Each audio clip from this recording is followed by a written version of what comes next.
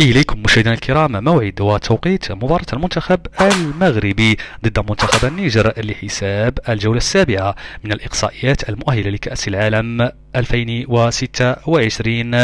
المباراة ستلعب اليوم الجمعة بداية من الساعة 7 بالتوقيت العالمي، 8 بتوقيت المغرب الجزائر وتونس، 9 بتوقيت مصر ليبيا السودان العراق وباريس ثم مدريد، 10 بتوقيت مكة المكرمة، 11 بتوقيت الإمارات.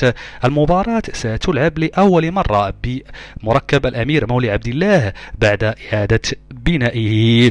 المباراة ستنقل على القنوات المغربية الرياضية والأولى بث فضائي.